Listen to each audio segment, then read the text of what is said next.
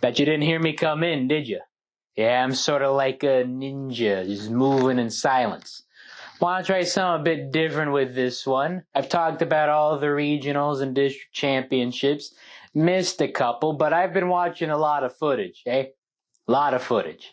And I have some teams not necessarily gonna be champions this year, just some teams that I'm keeping my eye on because they could go all the way, and this is just my 2 cents. So I'm doing this weatherman style. I'm in front of my green screen. I'm gonna add in the footage in post. Of course, I'm wearing green in front of a green screen, and future me isn't exactly the nicest person. I don't want him to make me invisible, look weird. So let me just slip into something a bit more comfortable. Let me just, that's a bit better. I can see the camera now. I still have some green on me, but it's on the back and not the front like what's on my t-shirt. Shameless merch plug, by the way. Alright, so FRC 2023. You got cubes and you got cones and you got a balance. Seems pretty simple. And you're right, not a lot to do. So how fast you can do it determines how you're gonna win. You gotta get points if you wanna win. That's just how sports work. So for this one, I'm just gonna go over the top 15 teams that I think are gonna be champions. It was a list of 25 until I started writing it, realized how many 25 actually is, shortened it to 15-ish. I think it's more like 17. So cycle times. Sure, that's what teleop's all gonna be about. But we've seen plenty of these matches decided by autonomous.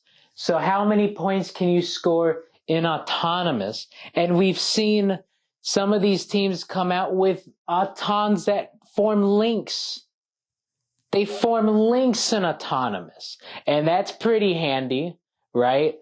The more you score in autonomous, the less you have to worry about in teleop. So 3 pieces seems to be the meta, at least 2. At least 2. But if it's 3, you're solid. If it's 3 that forms a link, that is golden. Golden.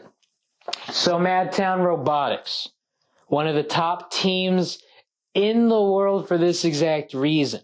They can form a link in autonomous. They're 32-1 on the season, won both their regionals. They have quick cycles, they're speedy, they can spin out of blocks, plus they're just a big bot. Look at that, how are you going to defend that? It's going to be tough. Gonna be tough for these defensive bots, for all these other teams to find a way, because that is a big bot. Ranked number 2 in the world based off of expected points average from Statbotics.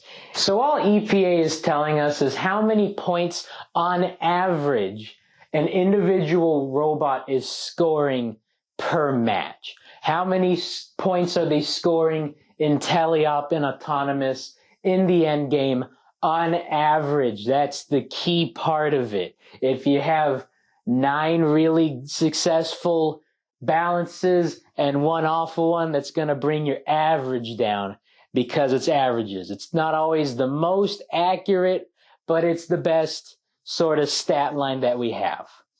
Same with the Botbusters. They got a 3-piece auto, forms a link, won all 3 of their regionals. They're on the Johnson division, 45-6, but they're only ranked 135th. See, that's the thing about these averages. Good bot, strong bot, but individual scoring's low, because that's just how the averages are going to go. All right, how about Jack and the Bot? Want to see the moment that I saw Jack and the Bot going all the way? Week 1, Glacier Peak. This spin move. Ooh, nasty. They got international recognition from going up against the Cheezy Poofs in 2018. And ever since then, it's just been eyes on them. 3-piece auto. It's had some hiccups, but they're a pretty solid bot. I'm loving the extension and retraction on this arm, picking it up putting it down, looking like Yoshi's tongue. Mlum, mlum, mlum. They don't have to move as far to get pieces because that arm has that reach. It's going to go places. Quick and elusive, great cycle times.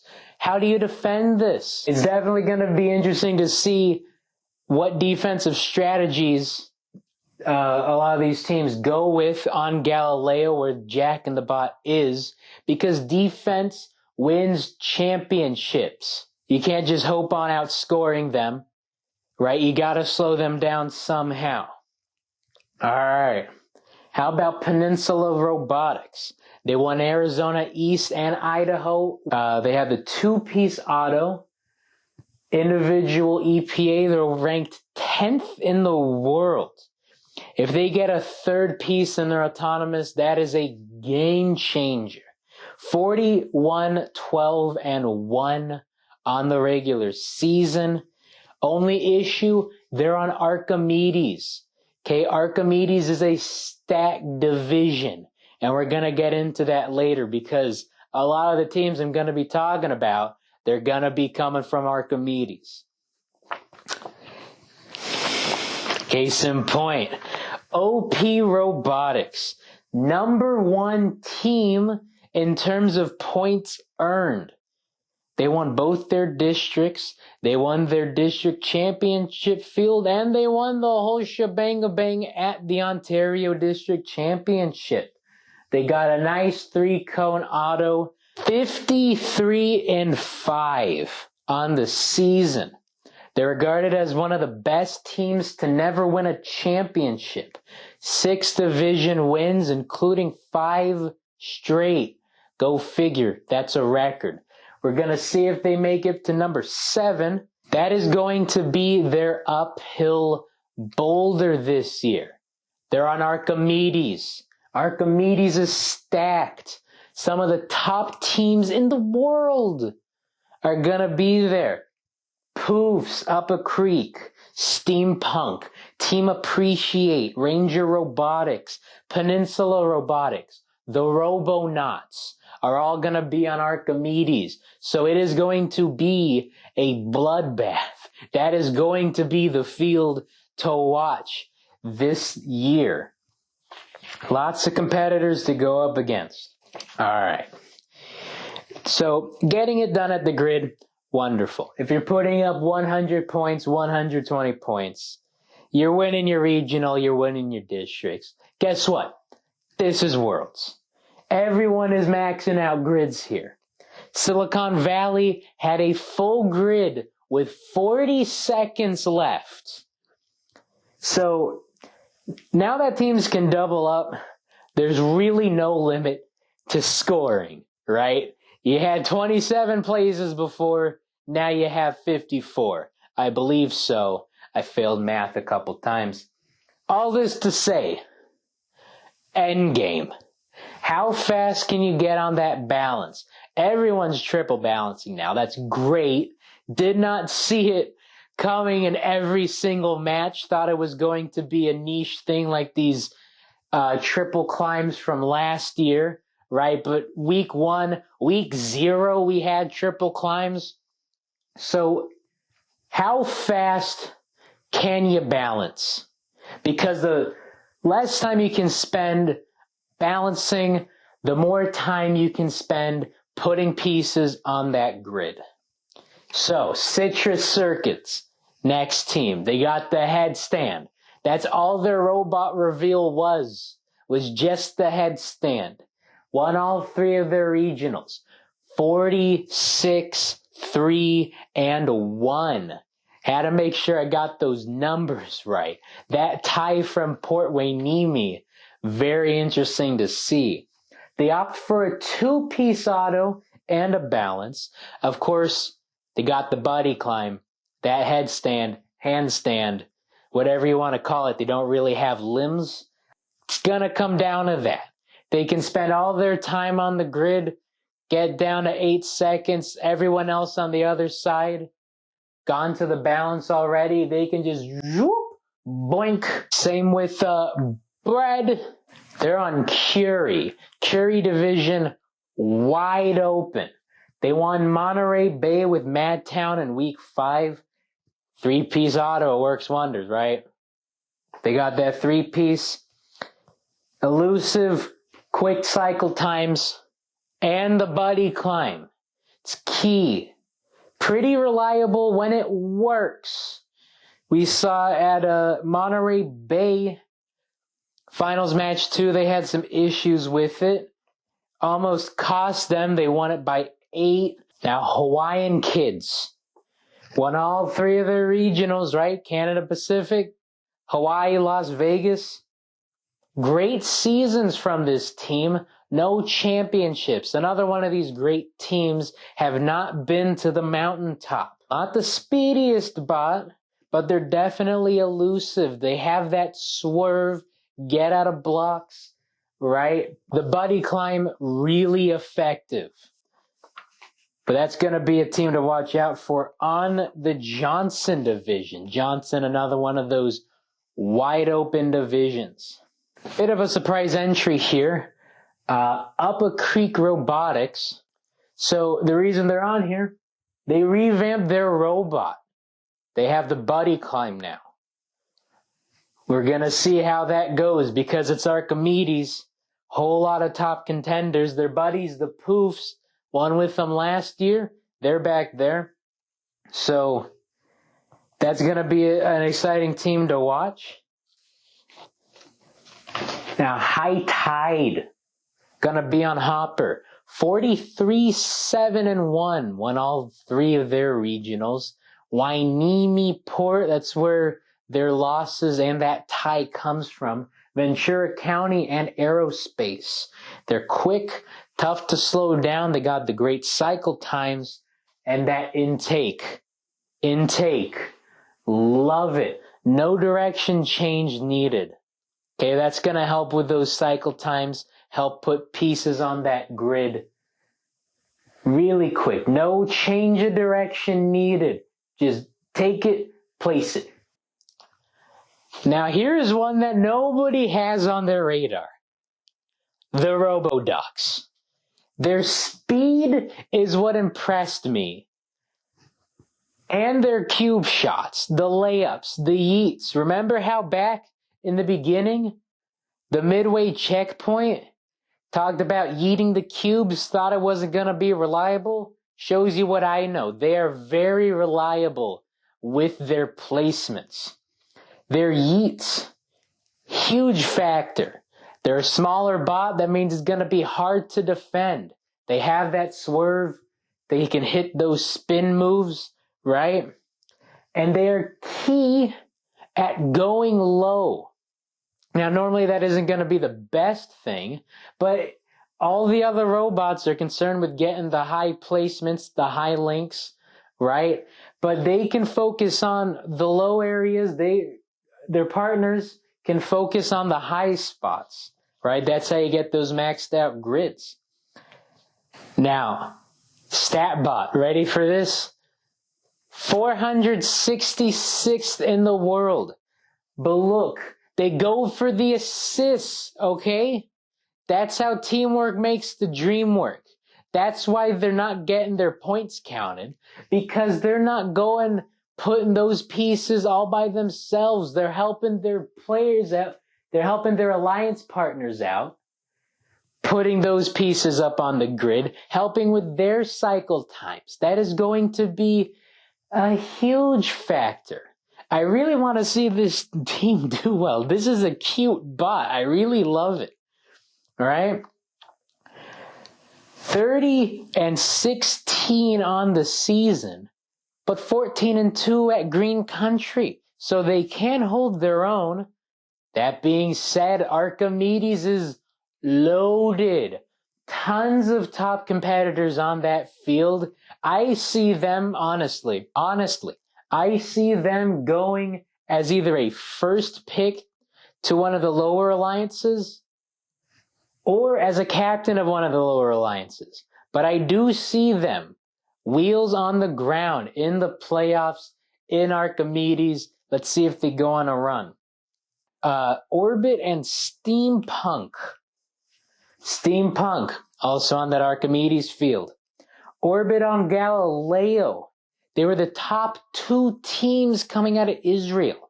They won the first Israel District event together as well as the Israel District Championship. So gonna be interesting to see how they perform, right? Of course, 2 very different fields. Archimedes is gonna be a very tough one. Now, another surprise entry, but bear with me on this one, okay? 44.99. The Highlanders, refresher from 2022, went to the Oklahoma Regional. Finalists, didn't win. Then they go to the Colorado Regional. Finalist, didn't win. Go to Utah. Finalists, didn't win. But they still go to Worlds. They won the Engineering Inspiration at Colorado. Hopper Field. They make it to the finals. Denied a 4th time. So why do I bring this up? Well, if you remember from my FRC Dynasties video and my open letter to the Seattle Kraken, which you should watch if you haven't already, okay? After this video, go watch these. All about precedent. Look at the Highlanders 2023 season. Utah Regional, finalists, won it. Rocket City, finalist, win it. Colorado, finalist, wins it. 3 regionals, 3 regional wins. Who's to say that they don't go to whatever field they're on? Johnson, they're on that Johnson field anyone's to take, right? Who's to say they don't go to the Johnson finals and come away with a win, get an Einstein's appearance? It could happen. 2023. Their bot is similar to Jack and the Bots. They got a nice 3-piece auto, great extendo arm, very fast cycle times. Just going to be one of these teams we got to see. Got to keep our eyes on them. All right. Elephant in the room time. 250. Wrong footage. 254. They're the team on everyone's radar. They are the team to beat. Are they beatable? Sure. I honestly think they've made better bots, right? And I think there are better bots out there this season. But the one thing this team has above any other team is a history of making it this far. They've been here before. They know all these playoffs. It's expected of them at this point.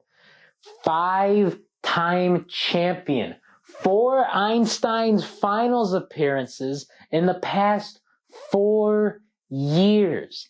And you can say NASA money and mentor built. And it is a shame that FRC seems to be a pay-to-win sort of league. But at the end of the day, you still got to drive the thing, right?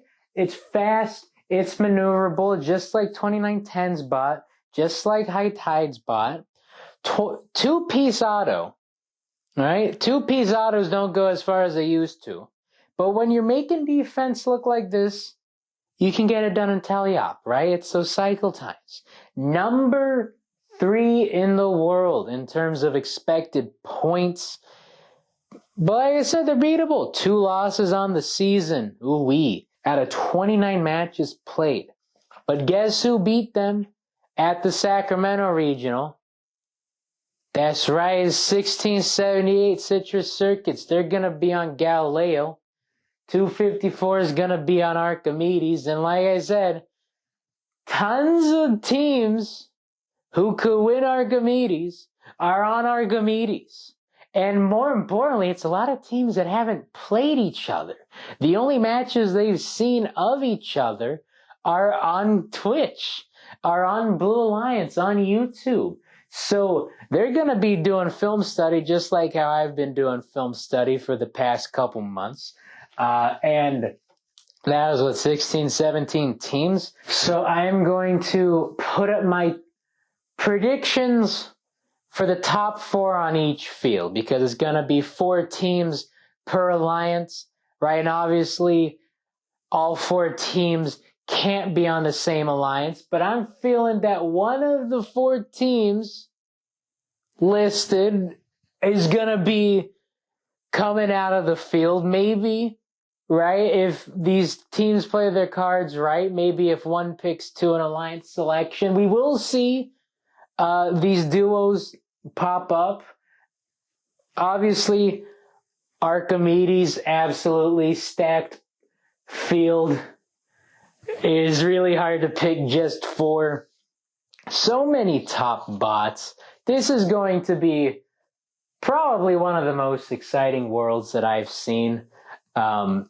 So good luck, teams. Thank you for watching. See you after the conclusion of the 2023 season. And remember, gracious in victory, professional in defeat. Amen.